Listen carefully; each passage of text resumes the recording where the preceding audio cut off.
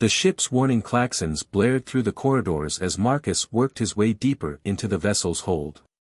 His breathing remained steady, measured, the product of years of military training and countless infiltration missions. But this time was different.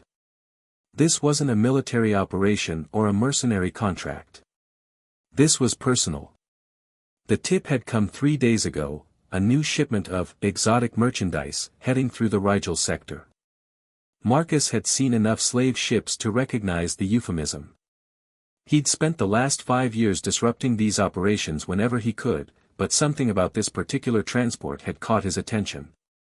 The manifest listed an Andarian among the cargo, the first he'd seen in nearly a decade. The slaveholders had grown cautious since the Galactic Union's crackdown. Most stuck to species that wouldn't draw attention, victims from worlds too poor or distant to raise concerns. But Andarians were different. Their civilization was ancient, respected. The presence of one in a slave ship meant something bigger was at play. Marcus paused at an intersection, his enhanced hearing picking up the sounds of boots on metal grating. 2 guards, maybe 3, heading his way. He slipped into a maintenance alcove, his chameleon suit adjusting to match the shadowed surroundings. The guards passed within inches, their weapons ready but their attention slack. Amateur hour. When the corridor cleared, Marcus consulted the ship's schematics on his retinal display. The holding cells should be 1 level down. He found a maintenance shaft and began his descent, each movement precise and silent. The closer he got to the cells, the more his instincts screamed that something was wrong. The security was too light, the ship too quiet. He reached the holding area and immediately understood why. Most of the cells were empty. This wasn't a standard transport, it was a special delivery. Only one cell showed signs of occupation, its force field humming with enough power to contain a small army. Inside sat a single figure, her violet skin marking her unmistakably as Andarian. She was tall, like all her kind, with luminescent markings that spiraled across her exposed skin. Despite her circumstances, she sat with perfect posture, her chin raised in defiance. But it was her eyes that caught Marcus's attention, deep purple pools that held both wisdom and fury. "If you're here to gawk," she said in perfect standard, her voice carrying despite its softness, "I suggest you move along. I'm not in the mood for entertainment." Marcus stepped closer, dropping his chameleon camouflage. "Actually, I'm here to get you out." The Andarian's eyes narrowed, studying him with an intensity that made Marcus feel like she was seeing straight through to his soul. "You're human," she stated, no question in her voice. "Why would a human risk their life for an Andarian?"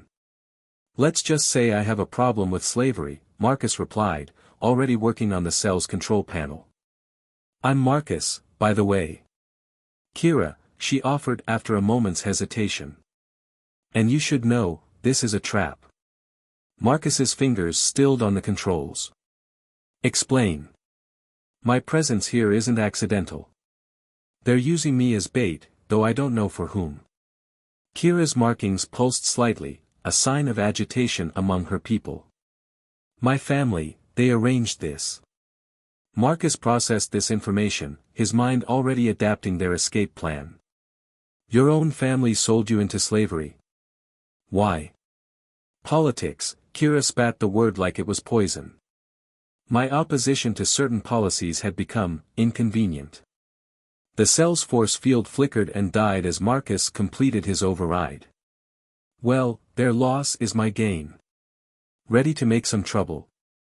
Kira stood in one fluid motion, her height making her tower over Marcus. "You have no idea what you're getting into, human." "Story of my life," Marcus grinned, tossing her a spare blaster from his belt. "Can you use one of these?"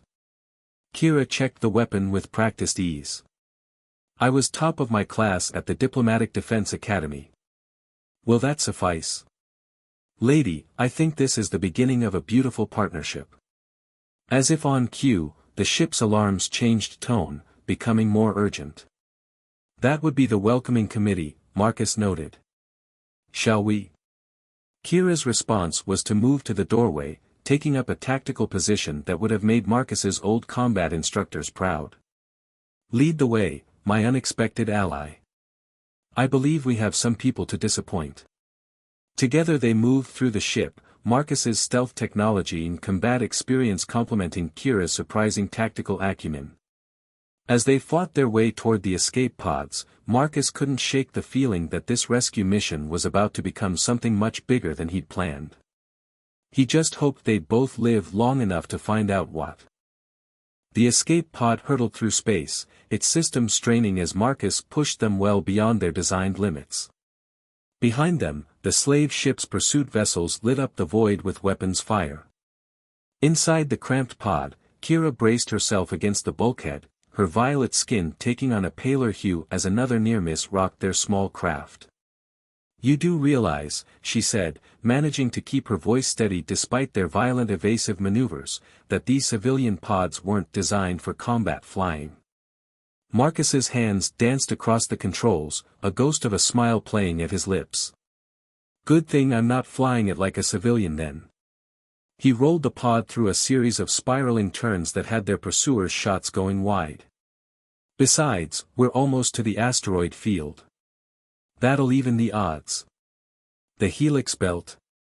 Kira's luminescent markings flared with alarm. "That's suicide.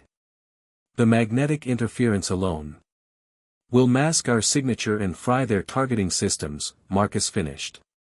"Trust me."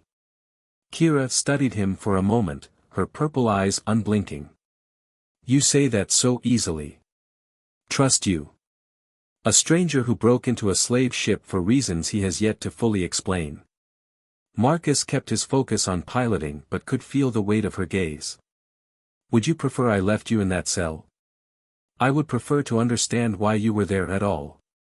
Kira's voice took on an edge that reminded Marcus she wasn't just some helpless refugee. "You knew I would be on that ship. You knew I was Endarian. This wasn't some random act of altruism." Before Marcus could respond, their pod shuddered violently. Warning lights flooded the cabin as one of their pursuers finally found their mark.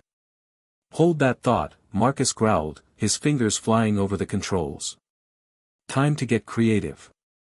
He dove the pod into the helix belt, weaving between massive chunks of mineral-rich asteroids. The magnetic fields immediately began playing havoc with their systems, but Marcus had come prepared. He toggled a switch, activating modifications he'd made to the pod's shielding.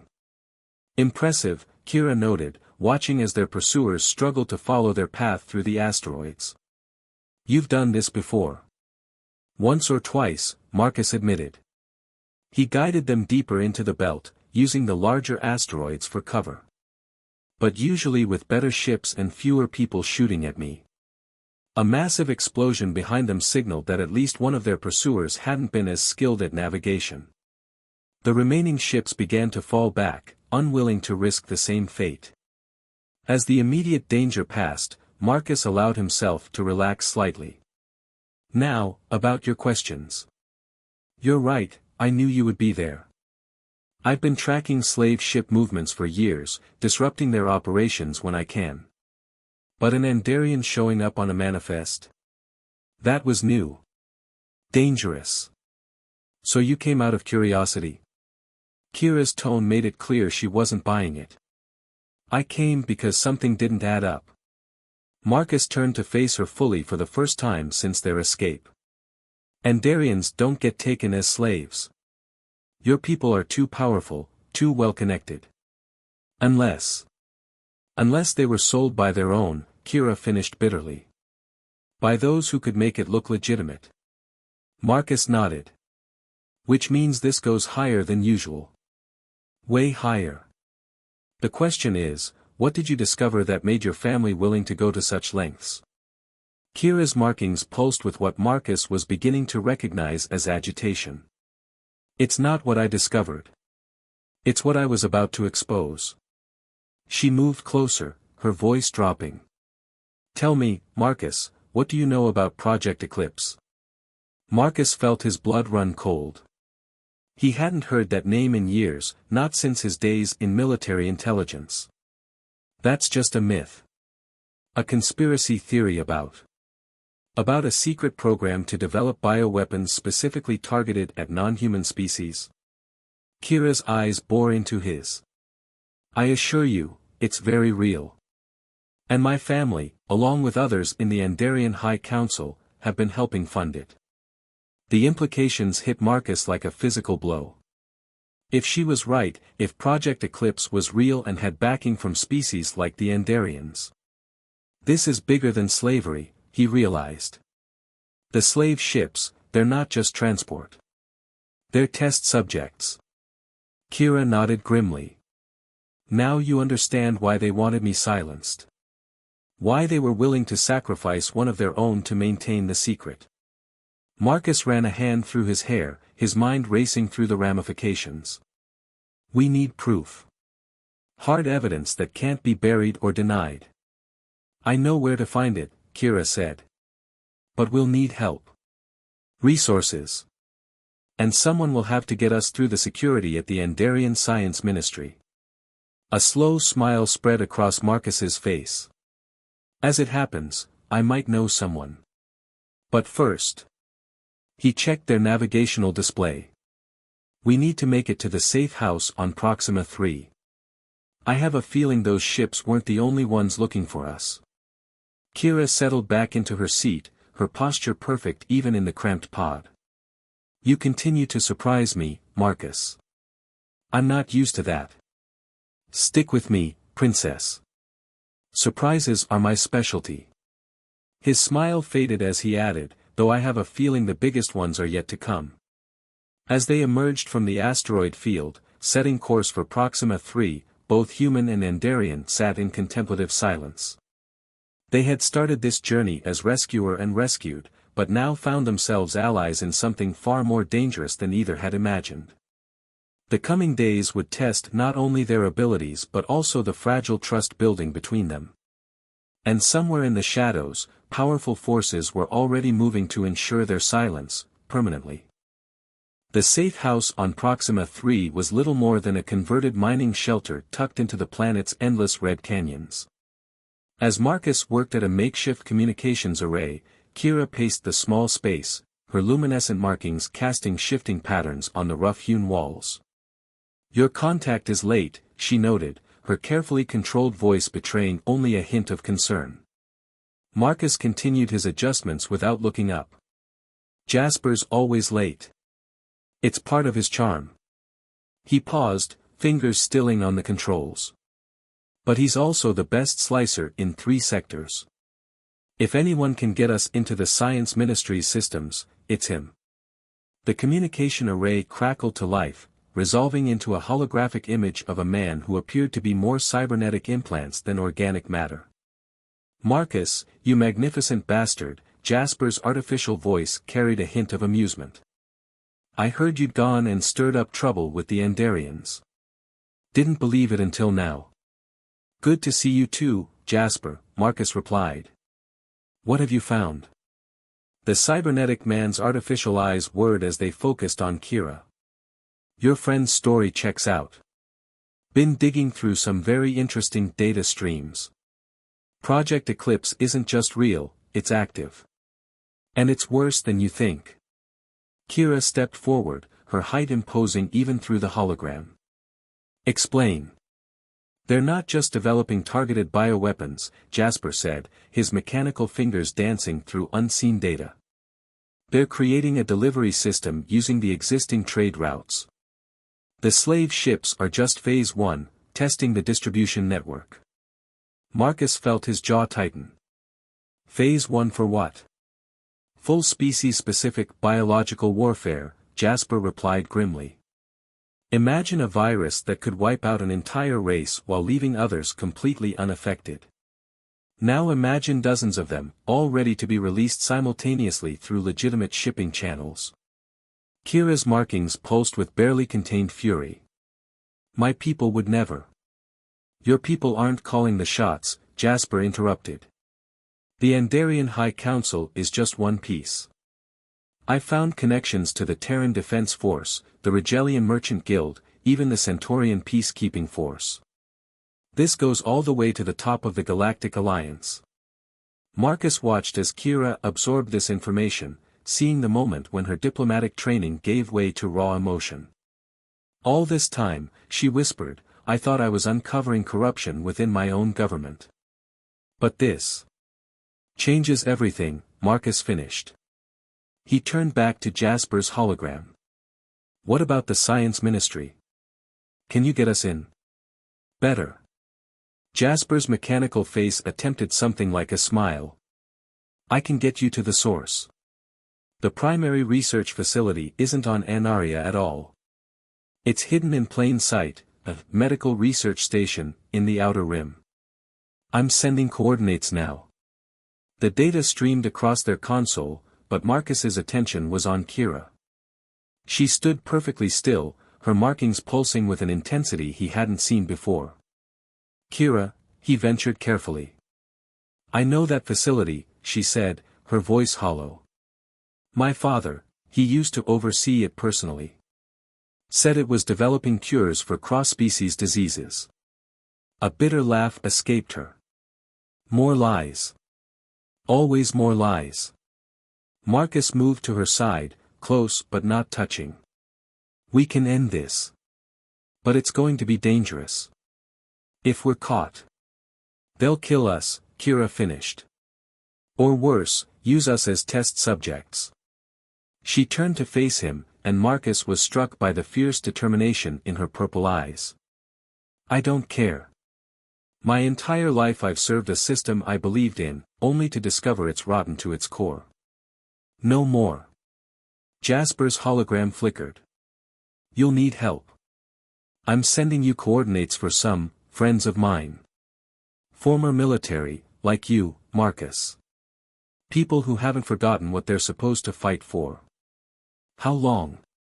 Marcus asked. 2 days to gather the team. Another 3 to reach the facility. Jasper's artificial eyes whirred.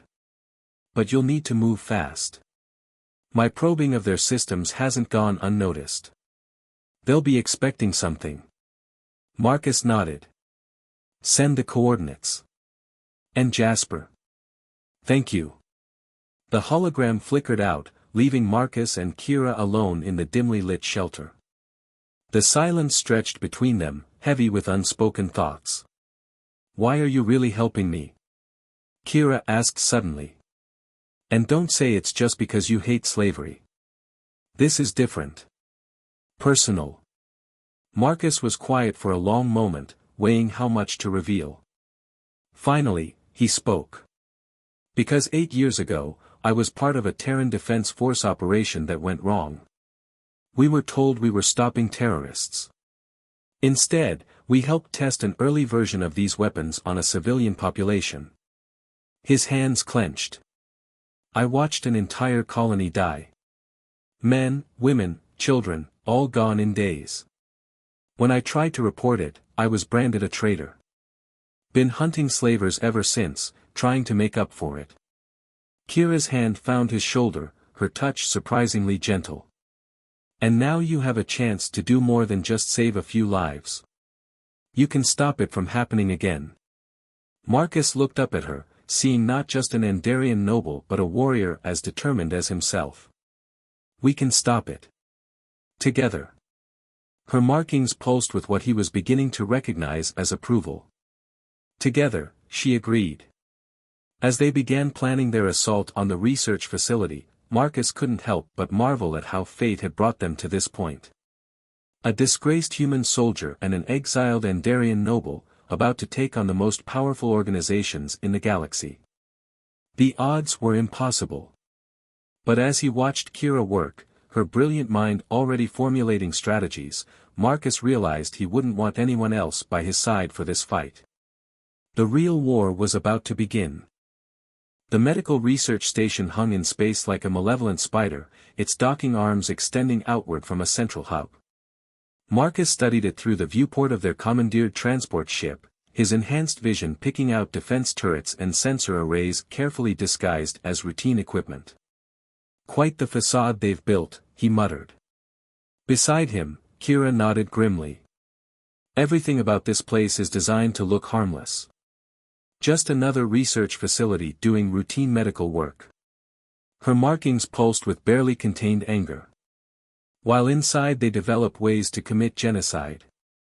Behind them, the small team Jasper had assembled made final preparations. 6 former soldiers, each with their own reasons to hate the system they once served. They worked with the quiet efficiency of veteran operators, checking weapons and equipment without unnecessary chatter. Station control to transport V-238, a bored voice crackled over the comm, state your purpose and authorization. Kira stepped forward, her diplomatic training evident in every movement. This is Special Advisor Kira Zur-Andari, authorization code Theta-97 Delta. Priority medical transport from the High Council. There was a pause, and Marcus held his breath. Everything hinged on whether Jasper's forged credentials would hold up. Authorization confirmed, Advisor, the controller replied. You're cleared for docking Arm 3. Welcome to Station Prometheus. As they maneuvered toward the assigned dock, Marcus caught Kira's eye. Prometheus? Bit on the nose, isn't it? The human who stole fire from the gods, Kira replied softly. Giving power that wasn't meant for mortals. My father always did have a flair for dramatic symbolism. The docking procedure went smoothly, too smoothly for Marcus's comfort. His instincts screamed that something was wrong, but they were committed now. The team moved into position as the airlock cycled. Remember, Marcus addressed the group, our primary objective is the central data core. Everything they've done, everyone involved, we need that evidence. Secondary objective is to secure samples of the bioweapons for analysis. We prove what they're doing and make sure no one can deny it. The airlock opened with a soft hiss. 2 guards in medical uniforms started to step forward, then froze as they registered the weapons pointed at them. Before they could react, Marcus's team had them subdued and unconscious. Split up as planned, Marcus ordered. Teams 1 and 2, secure the path to the data core. Team 3, find the lab samples. Kira and I will handle the core itself. As the others moved out, Kira touched Marcus's arm. Marcus, if we encounter my father. He made his choice, Marcus said firmly. Same as you made yours. She nodded, her expression hardening. Together, they moved deeper into the station, using Jasper's stolen schematics to avoid the main corridors. They encountered minimal resistance, another detail that set Marcus's nerves on edge. They reached the data core's security door without incident. Kira stepped forward, placing her hand on the biometric scanner. For a moment, nothing happened. Then the door slid open with a soft whoosh. That's impossible, Kira breathed. My access should have been revoked. Indeed it should have been, a familiar voice responded from within the core room. But I knew you would come, daughter. You always were predictably righteous. High Counselor Zur-Andari stepped into view, his tall frame and violet skin marking him unmistakably as Kira's father. But where her markings pulsed with life and emotion, his were cold and static. Father, Kira's voice was ice. Or should I call you war criminal? You understand nothing, he replied.